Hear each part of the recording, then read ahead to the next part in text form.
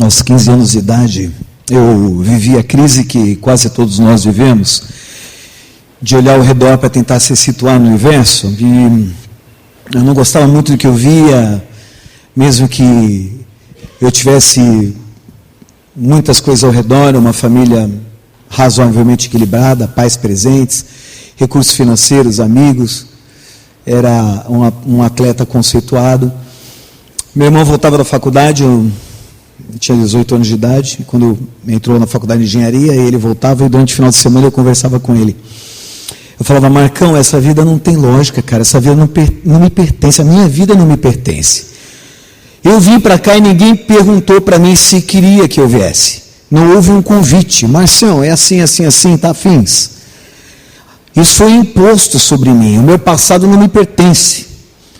Só que hoje tem um monte de coisa que eu gostaria de fazer, que eu não posso fazer, um monte de coisa que eu não quero fazer, eu sou obrigado. Tem gente que eu amo muito, que eu nunca vi, gente que eu odeio, que eu tenho que rir para ela. Sabe, o meu presente também não me pertence. Eu vivo meio marionete nesse mundo que diz o que eu tenho que fazer. Mas tudo bem, eu vou trabalhar duro, vou ajeitar minha vida, dar um rumo para ela, e lá na frente, quando eu achar que estiver legal, eu morro. E ninguém vai perguntar para mim: mas você está afim de morrer hoje, amanhã, daqui a 2 anos? Não tem negócio. Então meu futuro também não me pertence. O meu passado não me pertence, meu presente não me pertence, meu futuro não me pertence. Eu me sinto, isso aqui não é minha vida. Aí o Marcão falava assim: não, cara, não pensa nisso não. Eu dizia: mas é minha vida, eu tenho que pensar nessas coisas. Eu estava pensando nisso. Era membro de uma família de classe média alta, da ponta da Praia de Santos, de empresários, e o meu futuro provavelmente seria o de...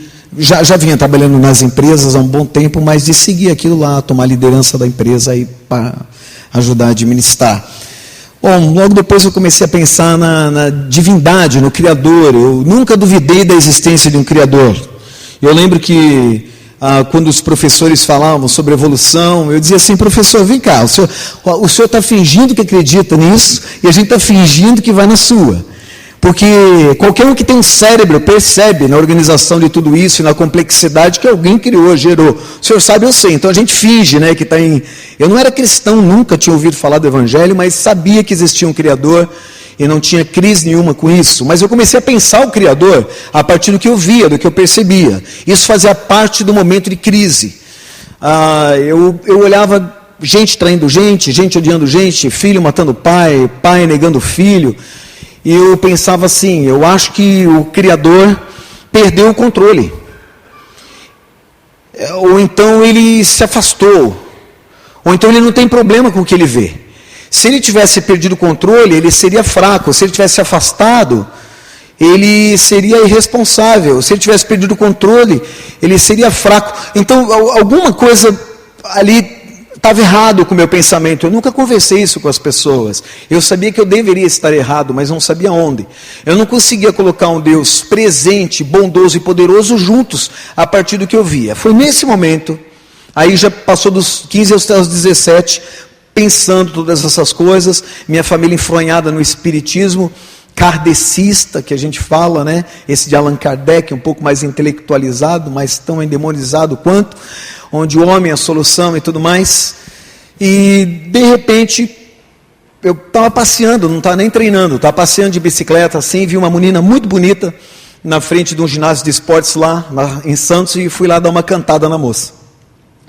Fui lá, comecei a conversar com ela, ela devia ter uns 19 anos de idade por aí, eu tinha entre 17 e 18. Em 2 minutos não tinha mais maldade no meu coração. A menina já se identificou como cristã, já começou a falar de Deus, do amor dele. Aí eu pensei: puxa, minha primeira oportunidade com um crente. Então eu vou provar quão fechado, emburrecido pode ser alguém religioso. E aí eu era conhecido como alguém espertinho, que elaborava bem as ideias, e tentei colocar a menina numa sinuca, né? Eu não estava nem na metade de ir, a menina já estava voltando há muito tempo. Eu não entendia nada da vida, ela sabia tudo. Ela parecia uma mulher e eu um garoto conversando. Isso ficou claro em 5 minutos de conversa. E ela falou de céu, de inferno, de vida, de morte, de porquês. Ela tinha respostas para minhas perguntas. Eu nem a pergunta tinha direito. Ela sabia onde estava indo e estava feliz em ir naquela direção. Eu não tinha a mínima ideia para onde eu ia, onde eu estava. Eu era um perdido, ela era uma achada. Isso ficou muito claro na conversa. Ela foi tão bem, que quando terminou ela falou assim: agora, Márcio, se tu for parar no inferno, não vai dizer que nunca ouviu do Evangelho. Ela acabou assim, amarrou assim a pontinha da conversa. E eu fui para casa impactado com isso. E uma moça linda, sabe? Claro, não faz diferença nenhuma, mas naquele tempo fazia, né? A beleza dela que me levou para conversar com ela. Cheguei em casa, chamei meu pai num canto, porque sempre tinham me dito, né, que esse negócio de crente era tudo um monte de louco, cego, burro, emburrecido pela religiosidade. Chamei meu pai num canto e falei: papai, esses crentes não são tão fora da realidade como o pessoal diz, não. Esse pessoal tem cabeça, sabe onde está indo. E narrei, assim, 3 minutos o que tinha acontecido. Aí meu pai me abraça, dá uma caminhada, aquela sala imensa lá, senta comigo, frente para a janela e fala assim: Márcio, esse pessoal é treinado para nos enganar. Que nem um diabo velho falando com um diabo novo. Rapaz, naquele dia eu tive certeza absoluta que meu pai estava errado, porque eu estava lá, conversei com a menina. Bom, passou, eu sabia que ela estava certa, eu sabia que tinha verdade naquilo, eu tinha um pouco de alegria no meu coração em perceber aquilo como realidade, mas eu não criei. E em 2 semanas eu esqueci o telefone dela, não anotei em lugar nenhum, consegui esquecer, todos os dias, liga, e eu comecei a questionar. Eu acho que eu não fiz as perguntas certas, acho que eu não elaborei direito as armadilhas intelectuais, e por isso que ela saiu tão fácil. Eu não estava preparado para esse embate e tal, e aquela verdade que pulsou lá no meu coração, se diluiu.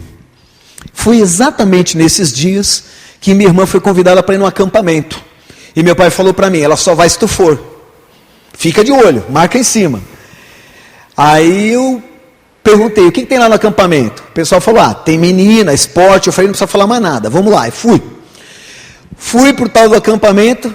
Cheguei lá, era acampamento bíblico, palavra da vida. Me falaram um monte do acampamento e nada do bíblico. Foi uma santa armadilha. Mas aquele povo era muito lindo, era o pessoal da minha idade, talvez um pouquinho de nada mais velho, mas um pessoal muito lindo por dentro. E eu comecei a perceber a distância imensa que havia entre eles e eu. A esperança que eles tinham e a desesperança que eu tinha, a alegria que eles tinham e a minha ira constante vindo à tona. A paz dos caras e a falta de paz no meu coração. Rapaz, era água e vinho, e eu posso ter sido qualquer coisa, mas assim, eu não era uma pessoa que não percebia a realidade, que me fechei a verdade. Eu não era, eu estava aberto para entender a realidade. E aí numa quinta-feira à noite, eles começaram a conversar sobre o reino de Deus, sobre a beleza de Cristo, sobre o amor de Deus, sobre pecado, sobre afastamento de Deus, sobre perdão, a reaproximação, o pecado como ação do homem, o perdão como ação de Deus, sobre quebrantamento e confissão, coisa que todo homem tem que fazer humilhado diante de Deus para receber a graça, para voltar a Ele. Contaram essas histórias da beleza da cruz, e eu criei de todo o meu coração, mas eu não criei enquanto eles falavam, eu criei um pouquinho depois, quando todo mundo foi dormir, umas 2 horas da manhã, depois de um amigão, que até hoje é um grande amigo, minhas filhas, os filhos dele são meus melhores amigos, que foi a pessoa que de fato me levou a Cristo, Maurício Nascimento, meu pai na fé. Tinha isso lá do Maurício, sim, vi uma lagriminha no canto do olho, né? E eu tenho profundo respeito por esse homem de Deus. E eu ali de madrugada comecei a rolar para lá e para cá, e eu falei: mas como é que eu pude ser tão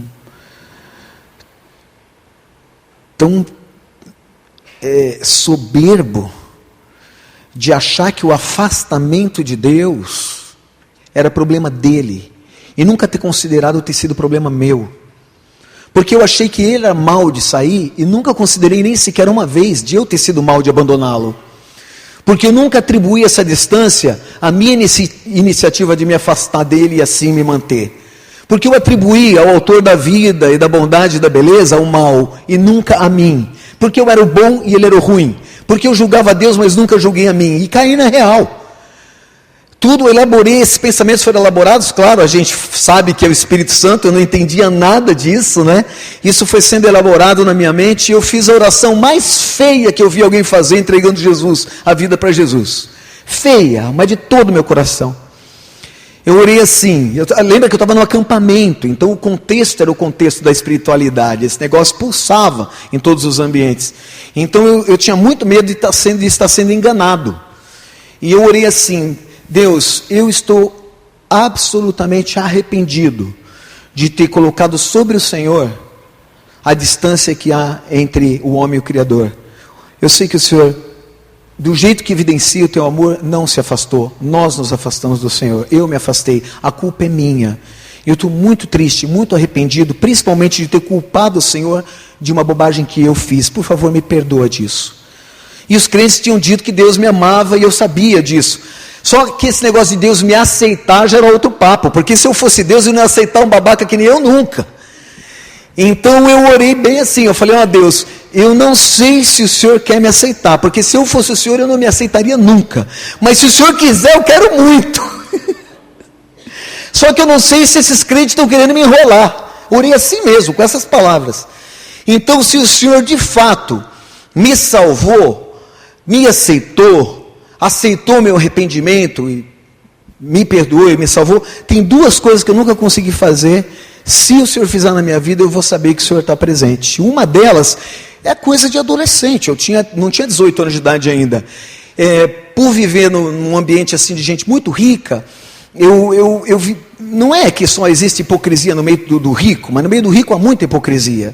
Então, por exemplo, a gente jogava bola na praia com a garotada pobre, mas à noite os meninos não entravam nas nossas festinhas, porque era festinha de rico.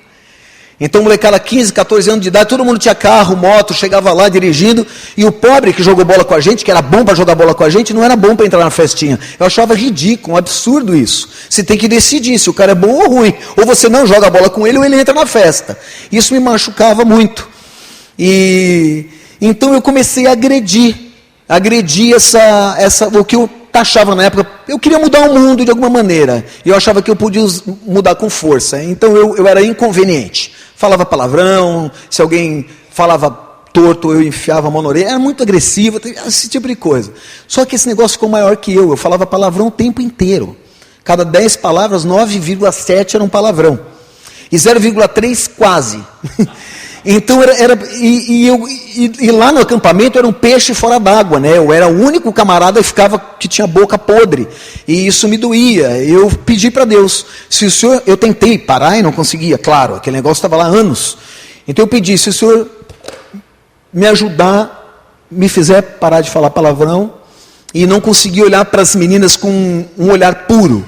Eu não tinha nenhum problema de achar a menina bonita ou atraente ou até mais, que não é legal falar de púlpito, essas coisas. Mas se eu quisesse, lá eu não tinha opção, eu não conseguia olhar a menina, eu só olhava umas partes. E isso me machucava, porque eu não conseguia ser um cara honesto, né, de tratar pessoas como pessoas, e a cobiça estava sempre ali, e eu não gostava disso, dessa prisão, mas eu não conseguia me libertar. Então essas duas coisas eu apresentei para Deus. Se o Senhor entrou no meu coração, então cuida dessas coisas. Se o Senhor cuidar, eu vou saber que o Senhor entrou mesmo. Senão, eu vou entender que esses crentes querendo me enganar. Assim, orei e dormi. Acordei de manhã, 6:30 da manhã, naquele tempo era bem cedinho, 7 horas já era o café. Aí aquele monte de passarinho, assim. Os passarinhos sempre estavam lá, né? Mas eu nunca tinha ouvido. Aí aquele monte de passarinho, eu falei: nossa, eu estou calmo hoje, né? Depois que eu vim entender que essa era a paz do Espírito e tal, mas eu não entendia nada. Eu estou calmo, aí desci, né, tranquilo. Quando cheguei lá, 7 horas, ninguém bateu o sino. Falei: o que não vai bater o sino aí hoje, né? Aí a moça: não, é que durante a noite alguém veio aqui, raptou o sino, jogou no lago, e agora a gente vai ter que procurar. Coisa de acampamento, né? Aí eu falei: assanhar também esses, ia sair o primeiro palavrão do dia. A hora que eu falei esses, se você acreditar ou não, não estou nem aí também, tenho 53 anos de idade, acredite ou não, o problema é seu. Eu tomei um choque físico, entre aqui e aqui, tomei um choquinho, aqui dentro, e eu lembrei da minha oração, aquele palavrão não saiu, e até hoje não saiu. Em um dia Deus me livrou de uma coisa que eu não consegui. Aí eu me arrepiei. Quando não saiu, eu tomei aquele choquinho, me arrepiei como eu estou arrepiado agora. Perna, tudo, né? Eu me arrepiei e pensei assim: ele está aqui, né?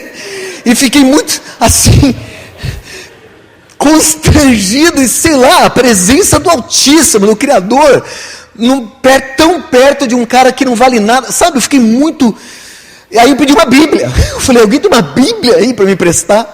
Aí veja, era sexta-feira, eu estava no acampamento desde segunda, não tinha lido uma página de Bíblia. Aí pedi uma Bíblia, mirei o meio, errei, acertei Daniel. Quando abri Daniel, comecei a ver um cara macho, cheio do Espírito Santo, pacífico, mas macho. Não, vou matar, pode matar, rei, mas antes escuta o seguinte. Eu me amarrei, não, o povo de Deus é assim, cara. Vai até o final, né? Coisa de gente, né? Macho. Né?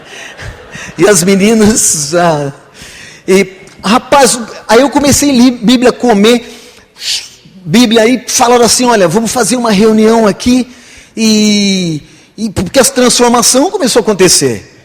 Eu fui ver vôlei e vi vôlei, não fiquei vendo um monte de pedaços de menina voando e balançando para lá e para cá.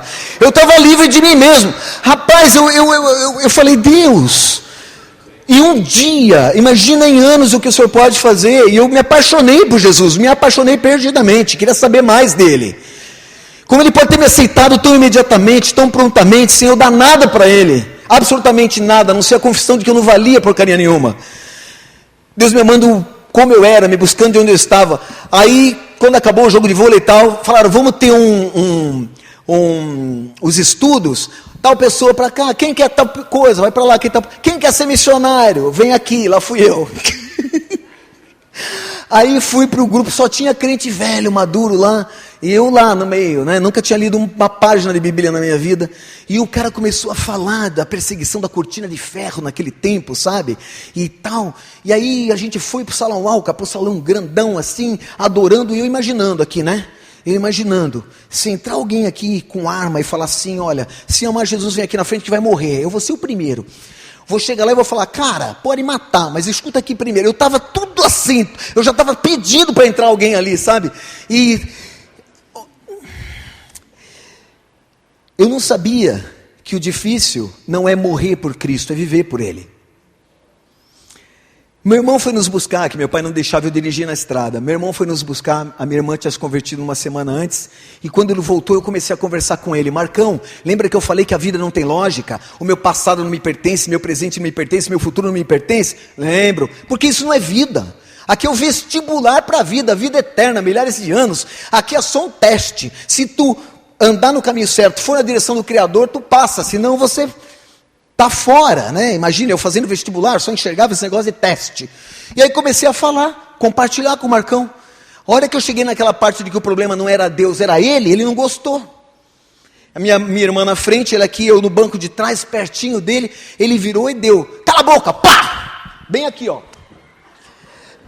A hora que ele bateu, aquele ódio que sempre subia em mim, quando eu era agredido, ou ferido, ou ameaçado, aquele ódio que eu não conseguia segurar, né, já estava querendo brigar, não subiu. Não é que eu segurei, não estava lá. Aí eu fiquei assustadíssimo, apavorado e mais apaixonado ainda. Eu pensei, ele está aqui, dentro de mim. Porque os crentes falaram que ele ia morar no meu coração, e foi a única coisa que eu não tinha acreditado. Eu falei, me amar é uma coisa, me aceitar é outra, perdoar também, mas morar dentro de mim, não é? Mas naquele momento eu percebi que ele estava dentro de mim. Aí aconteceu uma coisa que nunca tinha acontecido na minha vida. Eu chorei emocionado. Até ali eu só tinha chorado de raiva na minha vida. Chorei emocionado, chorei quebrantado, apaixonado. Eu chorei lavado, chorei o choro do justo. E entre lágrimas eu falei, Marcão, te amo, cara. Só falei isso. Sabe, experimente ser transformado. Cheguei em casa, minha irmã se escondia no quarto para ler a Bíblia. Eu ia ler na sala, para todo mundo ver que eu estava lendo a Bíblia, ver quão transformado eu estava. De cara liguei, eu era líder de uma ganguezinha de motoqueiro na ponta da praia, lá em Santos. Mas era uma gangue do bem, não tinha droga, nada. Depois que eu saí, encheu de droga, mas enquanto eu estava lá, não tinha gente, só brigava. Arrumava confusão, brigava e saía fora. Não era um negócio assim, né? E aí falei com a gangue, 10 horas na frente da casa da Nena, que era uma menina bonitinha lá do grupo. E quando a minha esposa está aí, eu dou esse testemunho, nunca falo a parte bonitinha. E aí cheguei lá, aquele monte de motoqueiro. E aí, Marcelo, como é que foi a semana? Vou contar. E falei para todo mundo do amor de Deus, da graça de Deus, do perdão, do arrependimento, empolgadíssimo. Daí o Wilson virou para mim e falou assim, ô Marcião, peraí, quer dizer que tu não vai mais brigar? Eu não tinha pensado nisso ainda. Eu parei, pensei, eu falei, Wilson, se eu quiser brigar, eu brigo. Se eu não quiser, eu não brigo. E antes eu não tinha essa opção. Eu tinha que brigar. E aí eu falei uma frase para ele que me acompanha até hoje. Eu acho que eu estou livre de mim mesmo. Meus amados, a transformação começa por aí. É você pedir para alguém maior que você se livre de você mesmo. Para que o teu verdadeiro eu, planejado no céu, na eternidade, no sempre para trás, no sempre para frente, venha à tona e você seja um bom representante de Cristo. Com aroma suave, levando esperança para o mundo. E eu comecei a me engrenar nisso. Passei a me engrenar nisso. E aí fui fazer um pouco de engenharia. Daqui a pouco ganhar dinheiro já não fazia mais nenhum sentido. Aí participei de um projeto missionário de férias. Deus me chamou para ser um missionário. Larguei faculdade, fui fazer seminário. Meu pai falou, tu não quer trancar? Falei, não, eu vou abandonar. Eu não vou voltar para cá, papai. É caminho de ida, sem volta. E ele concordou, não era cristão ainda, mas concordou, financiou. Fui para o Palavra da Vida, fui estudar na Palavra da Vida. De cara lá, Deus me chamou para ser um missionário entre pescadores. Eu cheguei lá em fevereiro, em maio eu já tive o chamado para pescadores. Então olha, em julho de 80 eu tive o chamado missionário. Em fevereiro de 80 eu estava na Palavra da Vida. Em maio de 81 Deus me chamou para ser um missionário entre pescadores. Em julho de 81, comecei a montar a primeira equipe para ajudar o missionário lá entre pescadores. Em dezembro, eu participei ajudando o missionário e daí para frente não parei até hoje. Então, de maio de 81 até hoje, eu tenho pensado a salvação dos pescadores. E naqueles primeiros dias, primeiros anos, eu e Damares moramos num barco. Um barco bem simples, bem pequenininho. Ontem eu mostrei a foto. E descobrimos várias comunidades e íamos ministrando a essas várias comunidades. Naqueles dias eu me peguei numa armadilha. Nós íamos para um lugar... Haviam 62 comunidades sem evangelho na região. Então eu montei uma agenda que as mais responsivas nos teriam mais vezes, as menos responsivas menos vezes. Então em 6 meses nós tínhamos uma agenda de frequência em todas as 62 comunidades. Acabava aquela agenda e começava a agenda do começo novamente, e aí ia. Plantamos 5 igrejas lá, nasceu a MEAP nesse contexto e tudo mais. Numa das idas para Vila Fátima, eu estou pilotando o barco. Barco é assim, né? É que nem mulher, se vira para um lado ele vai para o outro. Essa foi mal, né, cara? Não podia fazer essa piada. Aí, eu estou lá pilotando o barco, Damares arrumando as coisas dentro, preparando comida e tal. Eu tinha umas 7 horas e meia para navegar. E eu pensando, Deus, eu vou para Vila Fátima. Eu sei, de 2 em 2 semanas eu estou lá. Eu sei exatamente o que vai acontecer na Vila Fátima. Sempre acontece a mesma coisa. Vila Fátima era um dos lugares mais difíceis, emocional e espiritualmente, de se estar. Era um lugar meio endiabrado, se eu puder chamar assim. Se existisse um trono de Satanás na região, era ali. Quando você chegava na vila, você tinha que passar a comunidade para voltar depois, porque tinha um banco de areia muito grande na frente, assim, então você tinha que rodear o banco de areia, voltar, parar o barco, jogar o ferro, pulava na canoa, remava para a terra, surucava na lama. Lá não se atola, se suruca. É o verbo surucar. Eu suruco, tu surucas, ele suruca, vós surucais. E surucava na lama, já saía de bota preta de lama até aqui. E aí eu ia entrar na casa da Lica, que era professora, nativa. Ia conversar com a Lica ia ficar emocionada. O Zé, o marido dela, dormia. Era mágico. Abria a Bíblia, o Zé dormia. Fechava, acordava. E eu ia lá, aí eu ia encontrar com o Baduca. O Baduca, nunca vi aquele homem sóbrio na minha vida, sempre bêbado. E o nome dele, de verdade, mesmo que ninguém chamasse por tal, era Salvador. E quando ele passava por mim, todo torto, atravessado, cruzando as pernas, ele falava, meu nome é Salvador, e parecia, sabe, uma coisa das trevas me agredindo. Rapaz, era horrível estar na Vila Fátima. Eu sabia o que ia acontecer, mas era o dia de eu ir lá. Eu tinha que cumprir a minha agenda, eu tinha que ser determinado, era missionário. Enquanto estou pilotando, vivendo essa crise, falando com Deus e comigo mesmo a respeito da minha insatisfação de pisar novamente na Vila Fátima, uma pergunta entrou na minha mente. Até então achei que fosse eu perguntando para mim mesmo. Márcio, por que você vai na Vila Fátima? O que o missionário pioneiro vai fazer no meio de um povo que nunca ouviu do Evangelho? E eu respondi: Deus, eu vou lá para a salvação daquele povo. Aí que eu entendi que não era minha mente, era Deus falando, porque entrou outra ideia, dizendo assim: está errado. Eu vou lá para a salvação daquele povo, você tem que ir para a minha glória. Sabe, esse versículo aqui de 1 Coríntios 10, 31, entrou na minha mente, e todos os outros: assim quer vocês comam, quer bebam, ou façam qualquer outra coisa, evangelizar, abrir uma porta, fechar uma porta, se relacionar com pessoas, fazer compras, façam tudo para a glória de Deus. 1 Coríntios 10, 31, eu lembrei que eu não podia evangelizar para a salvação das pessoas, porque quem ia lá para a salvação das pessoas era o Espírito de Deus. Quem era eu para salvar alguém? E eu falei: Deus, como é que eu fui esquecer isso? Tudo que fizerem, seja em palavra, seja em ação, fazei para a glória do Senhor Jesus, dando por Ele graças a Deus. Todos esses versículos passaram pela minha mente. E aí eu fiz aquelas coisas malucas, né, que a gente dificilmente conta para alguém. Eu falei: Deus, isso é tudo, eu vou pilotar para a Tua glória. Eu não vou pilotar para chegar lá, eu vou pilotar para a Tua glória. Eu lembro direitinho onde eu estava. É uma curva assim, à direita, no estuário ali, hoje é parque, né? Parque estadual da Serra do Mar, ali da Ilha do Cardoso, extremo sul de São Paulo, quase divisa com o Paraná. E a curva era uma curva exceção, porque as curvas em rios de mar, canais de mar ou rio, elas são rasas por dentro e elas são fundas por fora, porque a velocidade da água é maior do lado de fora, então assoria, né? Corta o fundo. E aquela curva é uma exceção, bate um rio de frente assim e deixa a parte de dentro funda, então a gente faz bem coladinho. Eu fiz aquela curva coladinho para a glória de Deus, e me alegrei em fazer isso. Pilotei a reta para a glória de Deus. Fiz a curva do Sambaqui para a glória de Deus, desviei do Baixio Central para a glória de Deus, passei o Marujá para a glória de Deus, rodeei o Baixio na Vila Fátima para a glória de Deus, fundiei o barco para a glória de Deus, pulei na canoa para a glória de Deus, remei para a glória de Deus, suruquei na lama para a glória de Deus, entrei na casa da Lica para a glória de Deus, e tudo foi diferente naquele dia. Tudo foi diferente.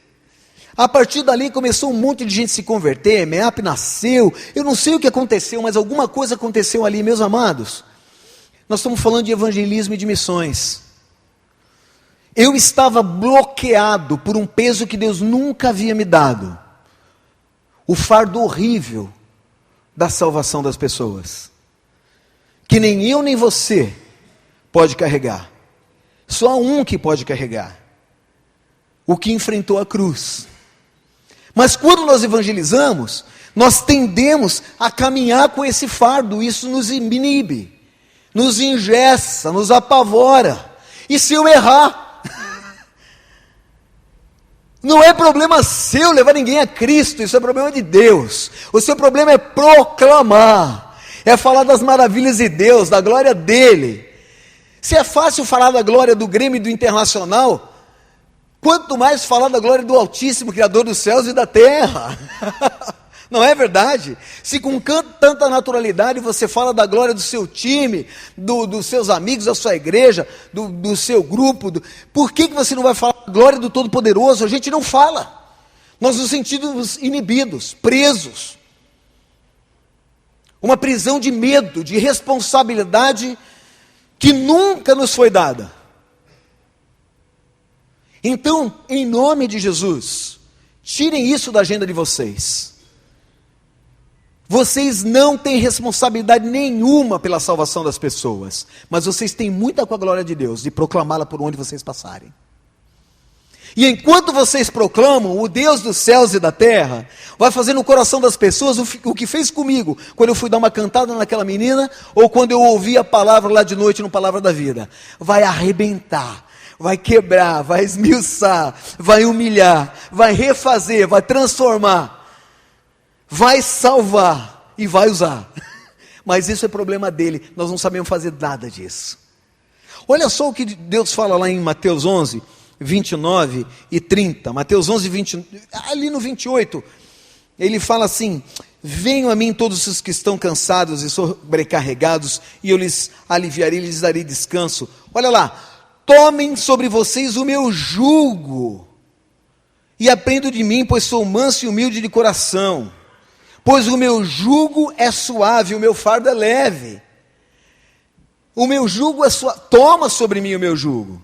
Ele é leve e suave. O jugo da salvação das pessoas é leve e suave? Tudo menos isso. É céu e inferno. Você está lidando com a eternidade de alguém. Você erra, o cara vai para o inferno. Pessoal, isso é uma teologia tacanha, nasceu no inferno para nos aprisionar esse negócio.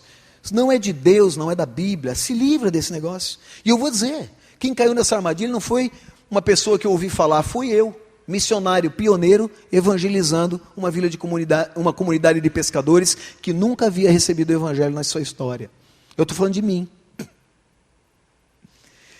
Quando você fala assim, pô, mas o Márcio é um cara bem sucedido na evangelização. Não foi sempre assim. Eu já naveguei para as vilas, para a salvação das pessoas. Só que Deus já estava lá para fazer isso. E eu não deixava. Porque era tarefa minha, achava eu. Mas não foi nem maldade, pessoal. Do meu coração, não foi maldade. A gente fica, sabe, paradigmizado por esse negócio aí. Esquece. De hoje em diante, você vai falar da beleza de Jesus, como você fala da beleza das outras coisas que você admira tanto. Eu e meu irmão fomos atletas.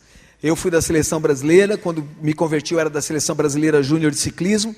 Ele esteve entre os homens mais rápidos, entre os 10 homens mais rápidos do mundo, em 200 metros para a idade dele. Era um fenômeno, cara. A gente teve que mandar fazer uma bicicleta para ele, porque ele quebrava tudo que era feito de série. Tivemos que mandar fazer uma bicicleta para o cara, para ele poder competir. Músculo da cabeça aos pés, quer dizer, aquele tapão que ele me deu aqui não foi mole. E o cara tem esse tamanho, eu que falei ontem, né, que tem umas alegrias e umas frustrações na vida. Meu irmão é alto, bonito e rico. E pior ainda, inteligente, miserável. E vamos mudar de assunto. Pessoal, quando a gente pensa essas coisas, a gente tem que tomar algumas decisões. E essas decisões têm que ser pautadas na Bíblia, porque nós já percebemos que nós somos bons nisso, nós nos confundimos. Nós evangelizamos para a salvação das pessoas. Nós erramos, nós deixamos de proclamar a glória de Deus. Eu e meu irmão, quando estamos juntos, falamos até hoje da glória do ciclismo. Imagina, se a gente dá uma volta no quarteirão em toda velocidade, tem que levar para o pronto-socorro na hora, com ataque cardíaco. Nós não somos mais aquelas pessoas. Um dia desses eu cheguei em casa e falei, amor, cadê os meus troféus? Que só tem um lá, né? Ela falou, amor, você jogou fora. Eu nem lembro de ter jogado fora. Eu joguei fora. Você não quis transportar daquela casa para aquela, você jogou fora. Sabe, é uma glória que não vale nada, você joga troféu fora. Joguei troféu fora de campeão brasileiro, de vice-campeão brasileiro. Fiquei só com o primeiro que eu ganhei com 13 anos de idade. Está lá na minha estante. Primeiro troféuzinho que eu ganhei. E mais nada, não tem mais um troféu. Tem umas 300 medalhas ainda lá que é fácil guardar numa caixa, né? 300 não, que as meninas, depois fiquei sabendo, faziam competição na vila e premiavam. Primeiro lugar, segundo, terceiro, então umas 100 desapareceram. Mas tem umas 200 lá ainda. Aí, ou seja, a glória do ciclismo não é nada, não vale nada, ninguém lembra. Quem que é o Márcio? Sim, ninguém sabe que esse cara ocorreu na história do ciclismo brasileiro. Mas até hoje eu e meu irmão falamos da glória daqueles dias. Por que eu não vou falar da glória do Senhor? Do Altíssimo, do Poderoso. Claro que eu vou, fala, não importa no que vai dar. Quando eu prego o evangelho, eu prego como se a pessoa estivesse entendendo. Às vezes ele não está entendendo nada, não estou nem aí, não é problema de eu fazer ele entender, porque essas coisas, os mistérios do reino, só se discernem espiritualmente. Eu não sou espírito, isso é problema de Deus. Deus quer fazer, faz, se não quiser, também não quero que ele faça. Mas uma coisa eu vou fazer, eu vou proclamar as belezas e as maravilhas do Altíssimo, isso eu vou, por onde eu passar, se a pessoa gostar ou não, se achar bonita ou não. E tem armadilhas. Uma vez eu evangelizando um ateu, ele perdeu a primeira, a segunda, a terceira, quando ele perdeu a quinta ele espanou, virou para mim nervosinho e falou assim, eu não consigo acreditar num Deus que enfia as pessoas no inferno. Eu falei, nem eu acredito num Deus que tira as pessoas de lá, porque ir para o inferno todo mundo vai sozinho, sem ajuda de Deus. Se enfia lá nos seus próprios pecados. O que precisa de ajuda é para sair de lá. O meu Deus não põe, tira. A gente vai sozinho. Você pode falar essas coisas, mas você tem que pensar isso, você tem que viver isso. Você fala, Márcio, mas você sabe evangelizar? Eu não, porque eu treinei. Quando é que você fica bom numa coisa? Pode falar, eu sou missionário, não sou pastor. Quando você treina. Por exemplo, se você começar a mentir, sistematicamente, diariamente, em um ano você vira um mentiroso da hora. Qualquer coisa que você treinar, você fica bom naquilo. Se você falar a verdade, também vai ficar bom. Se você proclamar, você vai ficar bom. E você faz. Teve uma fase no ministério, estou falando de evangelização, né, pessoal? Vamos falar disso. Que a missão tinha um caminhãozinho, cabine dupla. E não tinha ônibus naquele corredorzinho da cidade de Cananéia para frente. Talvez passasse uns 2 por dia lá e tal. O pessoal ficava pegando carona na estrada. Sempre que eu passava por lá, eu tinha o ministério da carona. Parava, pegava a pessoa e perguntava: onde o senhor vai? Onde a senhora vai? A hora que ele falava, eu sabia quanto tempo ia demorar até lá. Só que eu tinha um acelerador no meu pé. Podia demorar quanto tempo eu quisesse. Eu podia 40 por hora ou a 100.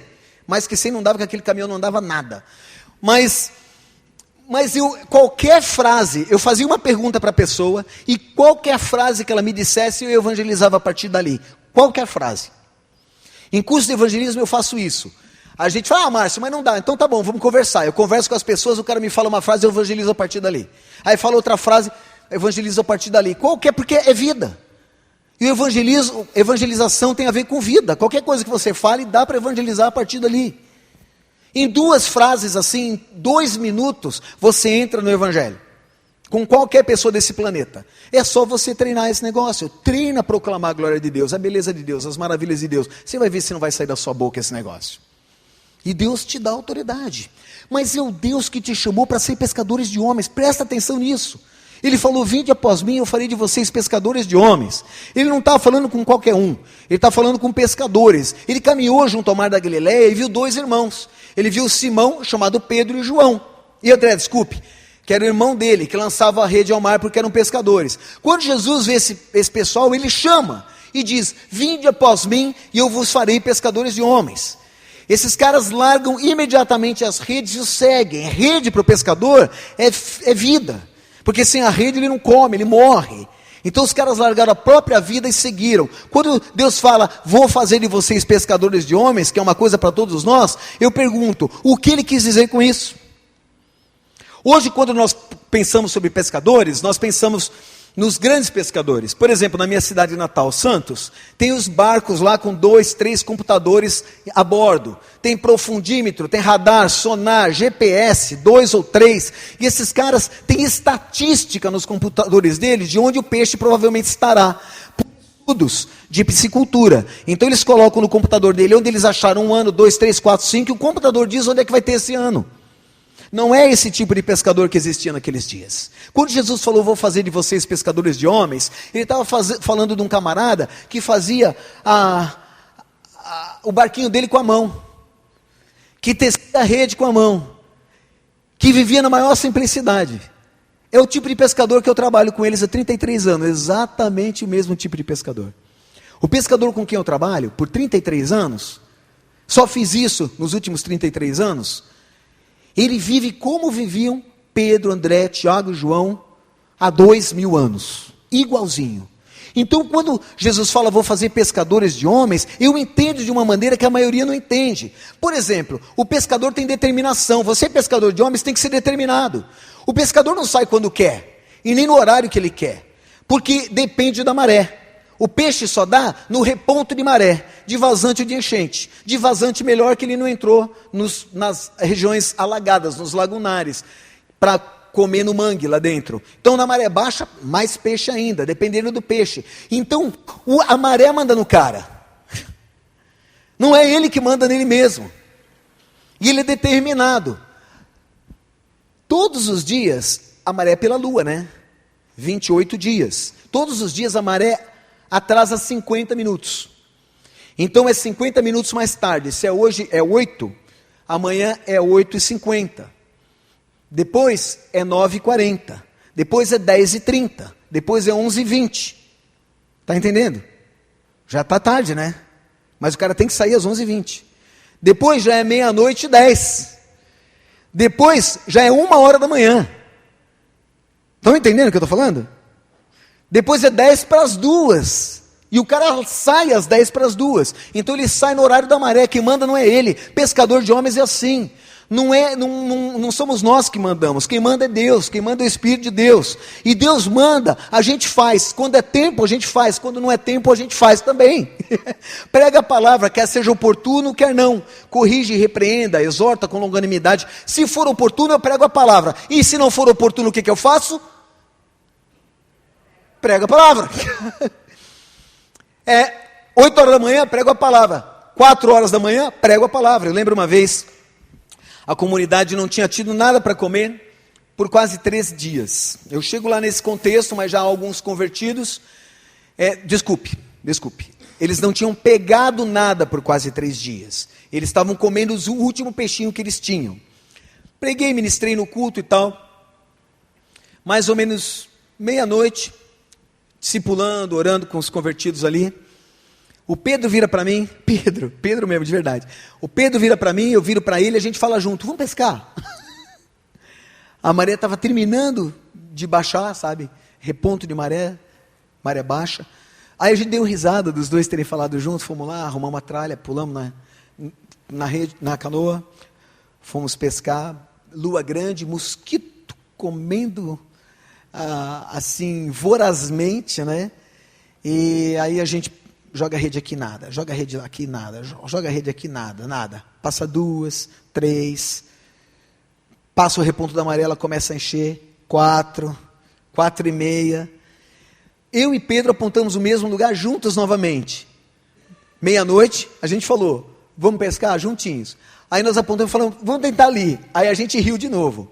Colocamos a rede, a gente malha a água, né? Coloca a rede assim, coloca um pau aqui, que a gente chama de calão, um calão aqui, um calão lá, e ali está o mangue. A maré está baixa, então o peixe não consegue entrar porque é lama, né? Não é mais água. Na maré alta é água, maré baixa é lama. E aí o peixe só pode fugir para cá. Aí ele fica na proa da canoa, eu fico na popa, ao contrário, ele ficava na popa e eu na proa. A gente pega os remos e começa a bater na água dentro do ambiente da rede, onde a rede foi colocada. O peixe se assusta, sai na maior velocidade, e o que ele encontra pela frente? A rede. Só que não tinha peixe. A hora que a gente bateu ali, a gente enxerga a tal da ardentia, o fitoplâncton e o zooplâncton, eles brilham, né, quando tem um movimento na água. E aí a gente viu aquelas luzes, centenas de luzes, e entralhando na rede assim, e a gente colheu aquela rede cheia de peixe. Para você fazer uma ideia, eu tive que voltar remando perto do Pedro. Não pude remar do meio para frente da canoa, como a gente faz, que ela estabiliza, né? Ela fica mais planinha, vai mais rápida. Tivemos que afundar de popa assim, porque ficou cheio, do meio da canoa até a frente de peixe. A gente distribuiu na comunidade inteira, todo mundo teve peixe assim por 1 semana lá. É tempo, pesca. Quando não é tempo, pesca. Que manda em você, não é a sua conveniência, não é o seu corpo, nem o seu conforto. É a maré. E a maré do Espírito está correndo e está dizendo, é tempo, prega, não é tempo, prega também. Você nunca sabe quando a pessoa vai estar pronta. Deus sabe. Outra coisa é a persistência. Não só a determinação, mas a persistência. Porque se você não pegou nada, o dia seguinte, o que você faz? Vai pescar de novo. Aí você não pegou nada, o que você faz no outro dia? Pesca. Está aí o 3º dia, tu não pegou nada, o que tu faz no 4º? Pesca de novo. O pescador artesanal é assim, o pescador daqueles dias, quando Jesus falou, vou te fazer pescador de homens, estava pensando nisso, em determinação, em persistência. É nisso que ele estava pensando quando falou isso, e estava fazendo a gente pescador de homens. Então, vai para o mar como se fosse a primeira vez, não vai com a experiência de ontem. Eu falei e não deu em nada, que problema seu no que deu? Não é problema seu, é problema de Deus. Já a gente vai fazer isso e vai ver um pouco mais sobre isso. Olha lá o que diz 2 Coríntios 12:12. Pois as credenciais do apostolado foram apresentadas no meio de vocês. Do apóstolo, esse que vai, que representa, que proclama, que fala a tempo fora de tempo, com toda a persistência, com sinais, com prodígios, poderes maravilhosos, mas a persistência está ali. Sinais, prodígios, poderes não vêm da gente, persistência vem. Você não responde por sinais, prodígios e poderes miraculosos, mas pela persistência você responde. Deus não vai cobrar de você sinais, prodígios e poderes miraculosos, mas a persistência ele vai. Então quando ele chama de pescador de homem, ele está falando de persistência, persiste.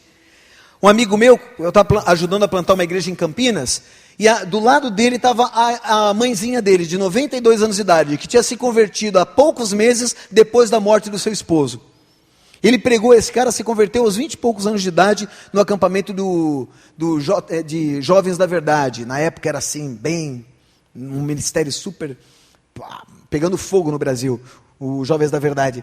E aí ele tentou, na faculdade, tentou levar a mãe e o pai a Cristo, nunca. 1 ano, 2, uma década, 2, 3, 4.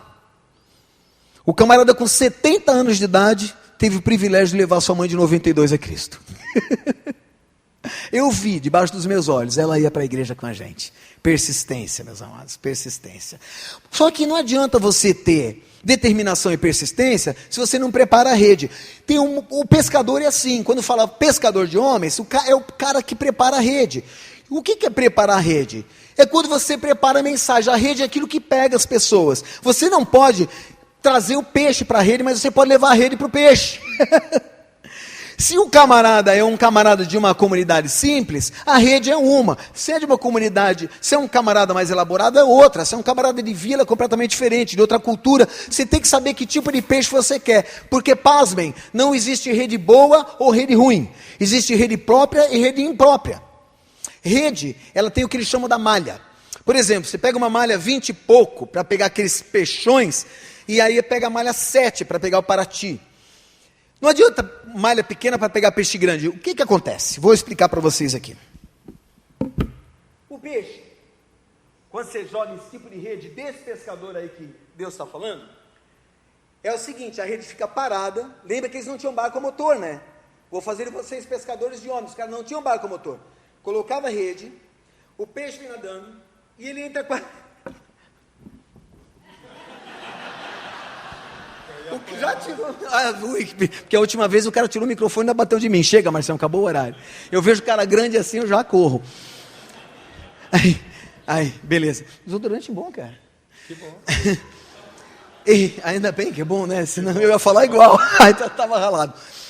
Então o que acontece? O peixe vem nadando, e aí ele tenta passar pela rede que ele não viu. Né? Um peixe míope. Aí ele não vê a rede, ele passa a cabeça, mas daí não passa mais. Ele quer voltar, a guerra entralhou. Grudou. Então, o quadrado da rede tem que ser do tamanho da cabeça do peixe que você quer pescar. Obrigado, brother. Desculpe pela brincadeira. Sem noção. Então, não existe rede boa e rede ruim. Existe rede própria e não própria. Rede 7 para ti. Rede 20 para uma corvinona, né? Um baita de um robalão, coisa assim. Então, pensa, quem que você vai alcançar? Se prepara para aquilo. Você vai alcançar um professor universitário? Você vai com uma abordagem um pouco mais apologética, mas também de quebrantamento. É gente que precisa disso.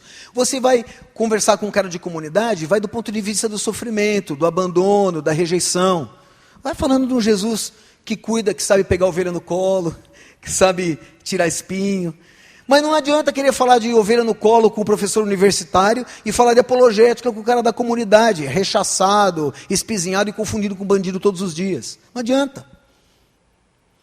Para gremista é uma mensagem, que é mais pecador, né?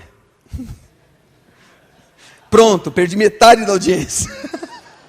Vou perder o resto agora com o Internacional. Não, brincadeira, deixa quieto. Meus amados, pensa nisso.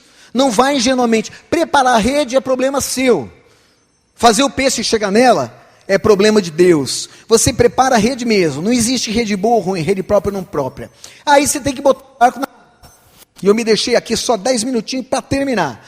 Colocando o barco na água. O que é colocar o barco na água? É você ir na direção de onde está o peixe. Percebe? Andar no meio do peixe. Eu não sei o que acontece com crente. Que crente tem uma mania de ficar num reduto protetivo emocional de gente que divulga e proclama a mesma fé. Quando nós somos chamados para o meio do mundo, como ovelhas para o meio de lobos, somos chamados para proclamar, somos chamados para os perdidos. Por que uma vez eu estava pregando numa cidade do interior de São Paulo, uma igreja grande, e eu falei, pessoal, para que vocês acham que são essas paredes aqui? Por que vocês fizeram elas? Para protegê-los dos embates de ovelha no meio de lobo. Isso aqui é proteção para vocês, para com isso. Nunca mais pediram para eu voltar lá, mas eu tive uma chance. Pessoal, será que a gente faz isso? A gente está botando o barco na água? Ou estamos deixando o barco em terra? Deixar o barco em terra é andar no meio do conforto daquilo que já é nosso. Tudo sólido, tudo confortável, onde você sabe que você é aceito, querido, protegido. Só que nós não precisamos buscar proteção, nós já temos o Altíssimo que nos protege onde nós estivermos. Quando Deus nos manda como ovelhas para o meio de lobo, Ele estava falando do ralo que a gente ia dar. Mas Ele disse, e eis que estou convosco todos os dias até a consumação dos séculos. Toda autoridade me foi dada no céu e na terra. Ide, portanto, fazei discípulos de todas as nações, batizando-os em nome do Pai, do Filho e do Espírito Santo, ensinando-os todas as coisas que vos tenho ordenado. E eis que estou convosco todos os dias até a consumação dos séculos. Enquanto você ministra, proclama a glória de Deus, é impossível estar sozinho. É absolutamente impossível. Eu já fui o primeiro cristão nascido de novo a pisar em dezenas, talvez centenas de comunidades, seguramente centenas de comunidades. Eu já estive sem equipe muitas vezes, só nenhuma. Nenhuma. Eu já estive em comunidades, para começar do nada o evangelho, sozinho, que o pessoal curava em nome de Satanás. Explicitamente, com essa palavra. E o cara saía curado. Só que o preço que ele pagava não era baixo. Ele saía enxergando no dia e morria cego. Ele saía com a namoradinha dele voltando para ele, mas perseguido por demônios o resto dos seus dias. Gente aprisionada pelas trevas. Eu vi isso assim, quase com os meus olhos, com a minha vista. Eu não tinha equipe. Por exemplo, desse lugar, quando eu voltei, moeu do nada o câmbio do meu motor. Eu lá fora, sem bússola, sem rádio, sem nada. Graças a Deus tinha levado um motorzinho pequenininho, 6 HP. Eu mal vi a terra de onde eu estava, numa ilha, lá longe do mar. Cheguei de madrugada.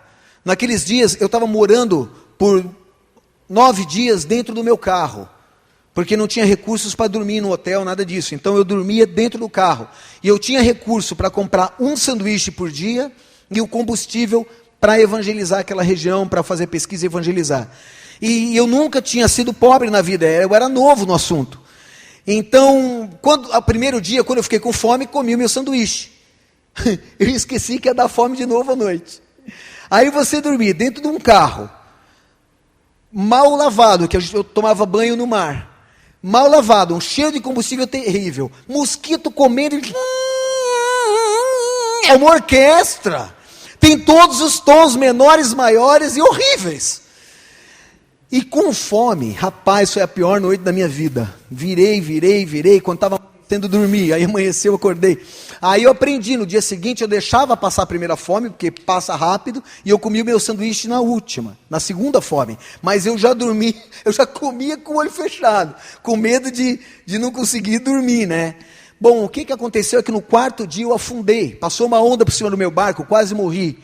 O pessoal da comunidade veio para me acudir, e como eu tinha um náufrago ali, eu só podia passar 2 horas na comunidade, veio todo mundo ver quem era esse maluco que tinha afundado ali, estava numa tranquilidade na praia, batendo papo com os pescadores. Quem é esse cara que afundou e está batendo papo na boa ali, que geralmente o cara quando passa por isso, que arranca os cabelos, fica todo apavorado, e eu numa tranquilidade, conversando com os caras. Aí veio a comunidade inteira. Eu tinha 2 horas, 3, por causa da maré, naquela comunidade. Eu conseguiria visitar 2 casas. Eu conversei com todas as 80 famílias, porque todos vieram me ver, só porque eu afundei. Todo mundo ficou com pena de afundar, eu amei. Foi extremamente estratégico. Pessoal, ferramentas de proclamação, às vezes, não são ferramentas do conforto. São ferramentas do desconforto. Poderosíssimas, porém. Se você vai lá hoje, tem uma igreja naquele lugar. Não foi nem eu que plantei, mas aquele pessoal ouviu do evangelho, de alguma maneira aquilo lá foi usado para a glória de Deus. Proclamação é usada para a glória de Deus. Anda no meio do povo, vai para o meio do povo, onde o povo está, vai lá. Mas seja diferente, coloca o barco na água. A fama de Jesus correu por toda a Síria. Trouxeram então todos os doentes, acometidos de várias enfermidades. Percebe? Jesus intencionalmente vai para onde o povo está. Percorre toda a Galileia, ensina nas sinagogas, cura as pessoas, vai atrás deles. Todas as pessoas são trazidas e olha o que Jesus faz. Da Galileia, de Decápolis, Jerusalém, Judeia, além do Jordão, numerosas multidões o seguiam. Ele está no meio do povo. Está, onde o povo está. A rede está na água, agora você pode lançar. O barco está na água, dá para lançar a rede. Lançar rede nada mais é do que proclamar o evangelho. Pessoal, eu estava lá aprendendo a evangelizar com o Billy Graham. E eu percebi que eu errava. Quando eu estudava um texto evangelizando uma pessoa numa comunidade, eu estudava o texto. Não pode. Porque o texto fala do evangelho e de áreas periféricas ao evangelho. Falam de morte e vida, céu e inferno, pecado, arrependimento, perdão, Jesus, cruz, ressurreição, mas também fala de outras coisas. Também fala do amor ao próximo, também fala das virtudes de alguém que ama a Deus, e tudo isso está no mesmo texto. E eu estudava o texto inteiro com o camarada em volta da fogueira, ainda mais com o violãozinho ali, a gente cantava, o pessoal chegava, aí já ficava emocionado com a música, eu aplicava, e falava, posso compartilhar um pouquinho aqui da palavra do Criador? Eu nunca falava Deus, né? Eu falava Criador, porque eles sabem que é o Criador. Eles lidam com o Criador. O peixe vem na mão deles, porque o Criador deu. Então, aí os caras falavam, sim, tudo bem. Eu começava a compartilhar, estudar, como me ensinaram no Palavra da Vida. Versículo por versículo, é uma bobagem. De púlpito é legal. Numa vila você evangelizando, não. Pega os versículos que trazem o evangelho e estuda só aquilo. Não se corte. Não mude de assunto, não se perca. E você pode se perder na tua própria proposta de lógica do estudo. Para, pessoal, esse negócio de exegese é para púlpito aqui. Lá é para falar do evangelho, para proclamar a beleza de Deus. Está lá os elementos do evangelho, prega, o resto pula. Quando o Billy Graham falou aquilo, eu falei, rapaz, isso daqui é verdade, né? Por que eu vou estudar uma coisa que o cara não tem nem poder de fabricar na sua vida, porque ele só pelo Espírito Santo que ele vai ter isso? Se ele não tem o Espírito ainda, eu tenho que falar só de salvação. Aí comecei a evangelizar, evangelho mesmo. Pega o texto e só fala daquilo que é evangelho no texto, o resto despreze. Não fale naquele momento. Quando o cara se converte, aí tu estuda tudo. Mas ali não. Fala do evangelho. Lança a rede. Lança a rede. Seja sóbrio. Mas não seja sóbrio só pregando, seja sóbrio vivendo. Seja sóbrio se comportando, seja sóbrio decidindo, envisionando, sofrendo, perdoando. Porque não tem ninguém que corra o risco de proclamar a glória de Deus que não vai ser perseguido. Mas bem-aventurados sois quando vos perseguirem, injuriarem, e mentindo disserem todo mal contra vós, regozijai e alegrai, porque é grande o vosso galardão nos céus, meus amados. Fui perseguido, agradece o cara, valeu companheiro. Se fosse só pelas minhas obras, eu não ia ter tanto galardão no céu. Continua perseguindo. Fabricante de galardão. Chama os perseguidores, coloca na tua cabeça, de fabricante de galardão.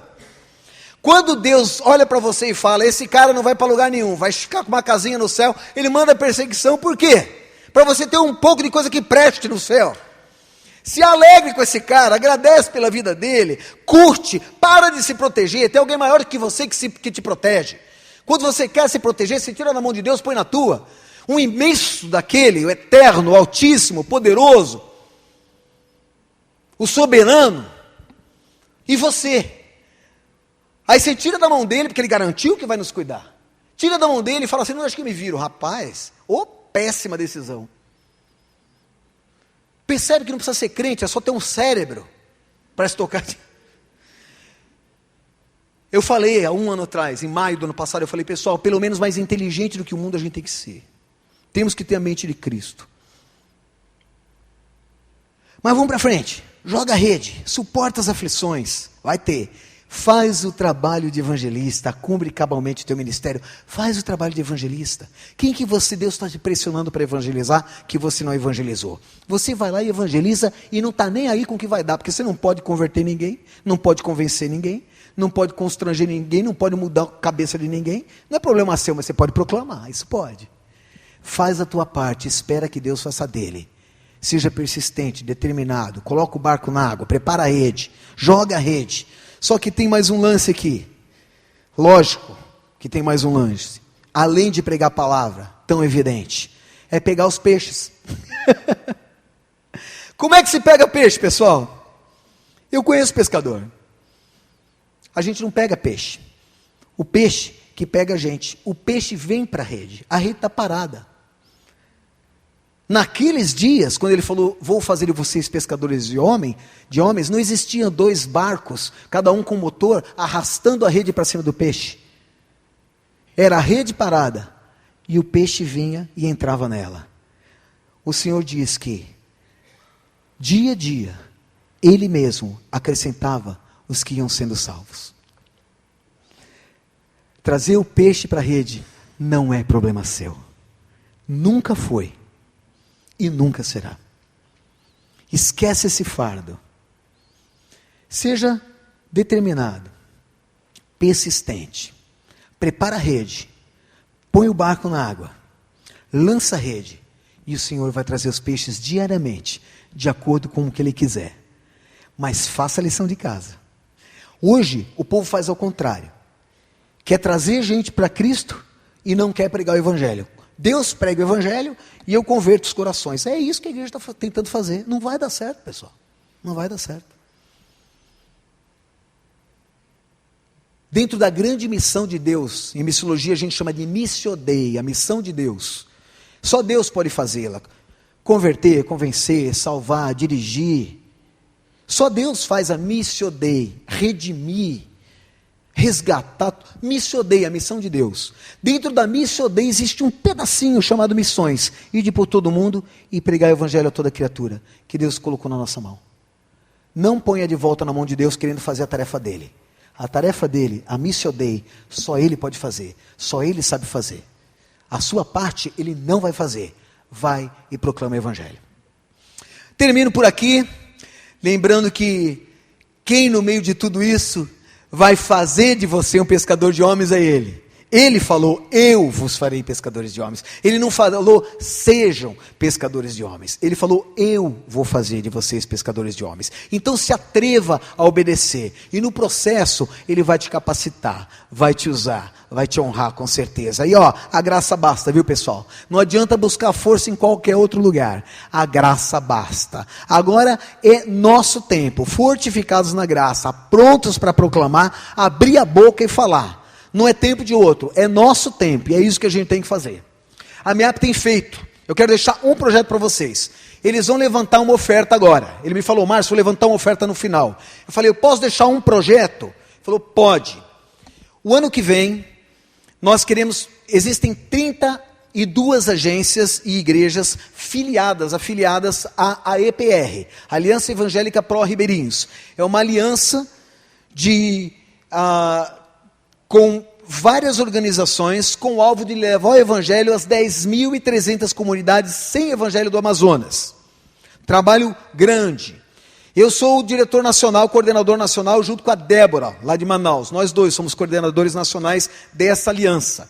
O ano que vem, eu tenho que fazer 3 viagens a Manaus. A minha esposa vai comigo. Eu preciso levantar o recurso para essas 3 viagens, que vai dar mais ou menos R$ 2.100 para cada um de nós. Esse é o projeto para vocês. Pensem aí. Não sei em quantas pessoas nós estamos aqui hoje, mas se você pensar em um pouquinho para cada um, a gente cobre esse negócio hoje.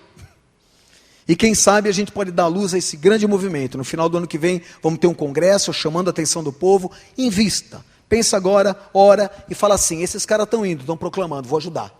Tá bom? Deus abençoe, cumpra a palavra, porque Deus não vai falhar.